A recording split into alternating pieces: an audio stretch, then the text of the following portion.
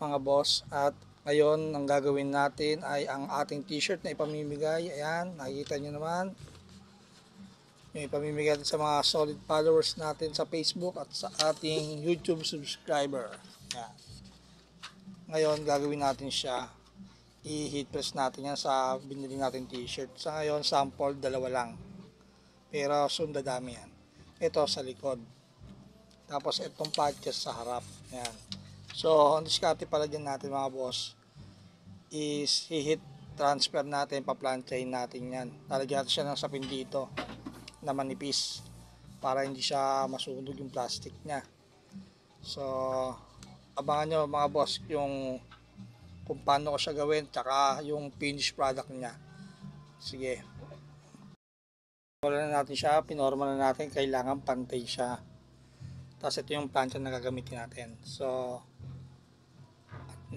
lalagyan natin siya ng sapin na towel mga boss para hindi rekta masunog or malusaw. So, game to. Gagawin natin siya. Tatanggalin natin mga boss ha. Sana effective ating gagawin. Oops. Ayan na mga boss.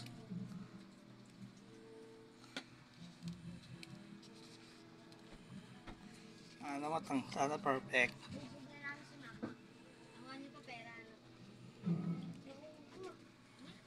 Yun lang, hindi siya yung sa may vlog. Kailangan pating plancha yung maigi. Break natin mga boss. Yan.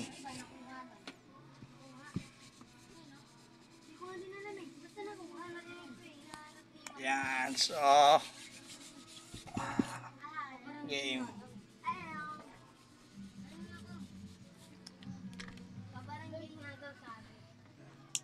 Sana ko medyo hilaw-hilaw yung sa baba eh.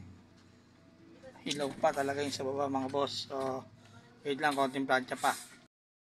Mga boss, yung the moment of truth. Ayan. Okay. Ganda mga boss, oh. Polidong ganda. Yan. Tingnan natin, oh. Diba? Ganda, oh. Yung mga boss, kung gano'ng ganda, hindi siya nakukutkot. Talagang naka-heat transfer siya. Diba?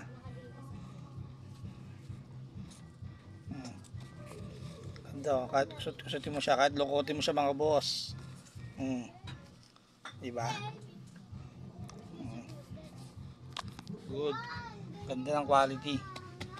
So, abang-abang na lang mga boss ha. At yung mga mabibigyan natin. Yan. Okay. Good siya mga boss. So, yan. Hanggang dito na lang muna mga boss yung ating vlog yan. At yung sa harap i-update ko na lang kayo yung patches.